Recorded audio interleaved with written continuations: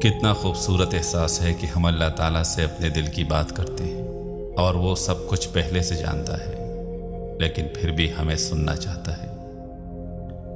جب کھونے کی نوبت آتی ہے تب پانے کی قیمت سمجھ آتی ہے۔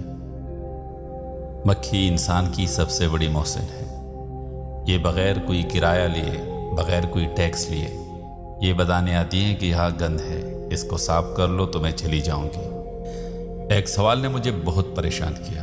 سوال تھا، مومن اور مسلم میں کیا فرق ہے؟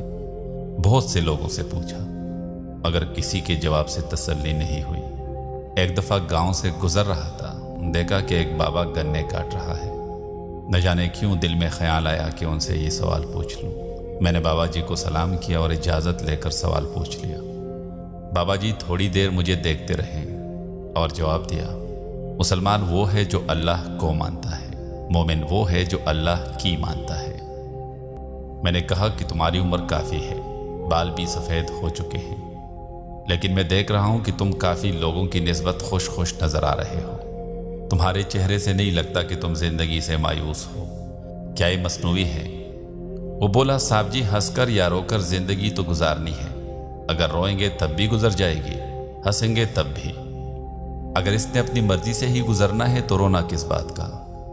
آپ کبھی فجر کی نماز کے بعد کسی ان پڑھ عام سے کپڑے پہنے کسی دیہاتی جسے وضو اور غسل کے فرائض سے بھی شاید پوری طرح واقفیت نہ ہو، وہ جب نماز کے بعد قرآن پاک پڑھنے کے لیے کھولے گا تو قرآن پاک کا غلاف کھولنے سے پہلے 2 بار اسے آنکھوں سے لگائے گا اور چومے گا۔ اس کی اس پاک کتاب سے محبت اور عقیدت دیدی ہوتی ہے۔ وہ قرآن پاک میں لکھی عربی کی آیات کی معنی سے واقف نہیں ہوتا، لیکن وہ جس محبت سے اسے پڑھ رہا ہوتا ہے وہ قابل رشک ہوتا ہے۔ میں نے پوچھا، بابا جی حسد کیا ہے؟ کہنے لگے، رب کی تقسیم سے اختلاف رکھنا۔ انسان پر کئی طرح کا بوجھ ہوتا ہے۔ ہمارے اوپر سب سے بڑا بوجھ تکبر کا ہوتا ہے، اور ہم یہ جانے بغیر کہ خدا کے نزدیک کون بڑا ہے اور کون گھٹیا، فیصلے خود ہی کرتے رہتے ہیں۔ کوشش کرو جس چیز کے لیے تم خود ترس رہے ہو کوئی دوسرا آپ کی وجہ سے نہ ترسے، پھر چاہے وہ رشتے ہو، خوشیاں ہوں یا سکون ہو۔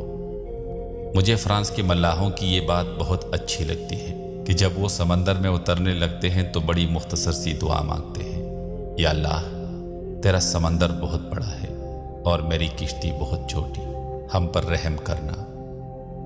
زمانے نے عجب پلٹا کھایا ہے۔ پہلے لوگ عبادت چھپ کر اس لیے کرتے تھے کہ کہیں شہرت نہ ہو جائے، اور اب اس لیے چھپا کر کرتے ہیں کہیں لوگ مذاق نہ اڑائے۔ میں نے اپنی زندگی میں چند باتیں سیکھی ہیں۔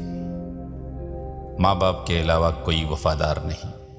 عزت صرف پیسے کی ہے، انسان کی نہیں۔ غریب کا کوئی دوست نہیں بنتا۔ انسان جس کے لیے دل سے مخلص ہو وہ دھوکہ دیتا ہے۔ لوگ اچھی سیرت کے بجائے اچھی صورت کو ترجیح دیتے ہیں۔